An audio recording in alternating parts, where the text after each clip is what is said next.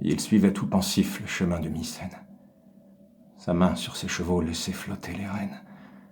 Ces superbes coursiers qu'on voyait autrefois pleins d'une ardeur si noble obéir à sa voix, l'œil morne maintenant et la tête baissée, semblaient se conformer à sa triste pensée.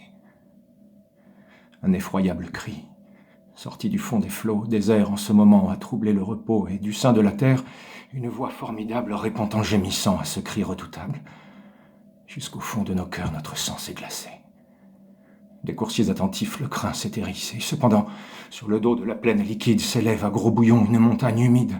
L'onde approche, se brise et vomit à nos yeux parmi des flots d'écume un monstre furieux. Son front, large, est armé de cornes menaçantes. Tout son corps est couvert d'écailles jaunissantes. Indomptable taureau, dragon impétueux, sa croupe se recourbe en repli tortueux. Ses longs mugissements font trembler le rivage. Le ciel, avec horreur, voit ce monstre sauvage. La terre s'en émeut, l'air en est infecté. Le flot qui la porta recule, épouvanté, tout fuit. Et sans s'armer d'un courage inutile, dans le temple voisin, chacun cherche un asile.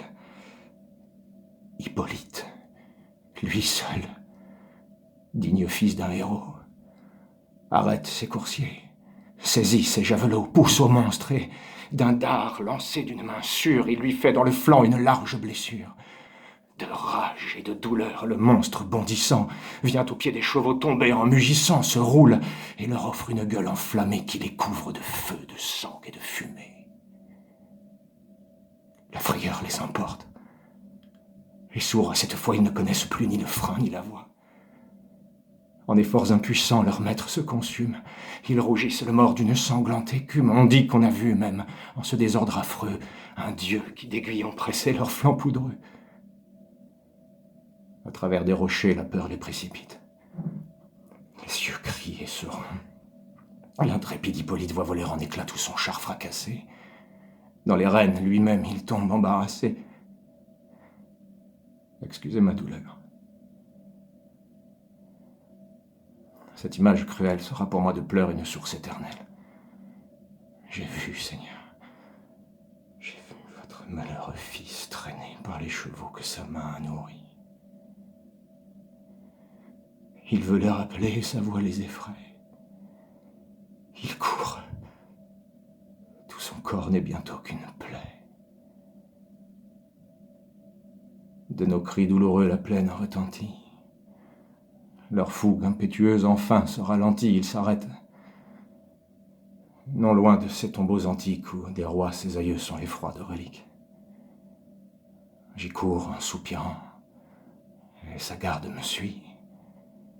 De son généreux sang, la trace nous conduit, les rochers en sont teints, les ronces dégoûtantes portent de ses cheveux les dépouilles sanglantes. J'arrive, je l'appelle, et, me tendant la main, il ouvre un œil mourant qu'il referme soudain. Le ciel, dit-il, m'arrache une innocente vie. Prends soin après ma mort de la triste Aricie. Cher ami, si mon père un jour désabusé, plaint le malheur d'un fils faussement accusé, pour apaiser mon sang et mon ombre plaintive, dis-lui qu'avec douceur il traite sa captive, qu'il lui rende à ces mots. Ce héros expiré n'a laissé dans mes bras qu'un corps défiguré. Triste objet où des dieux triomphent la colère, et que méconnaîtrait l'œil même de son père.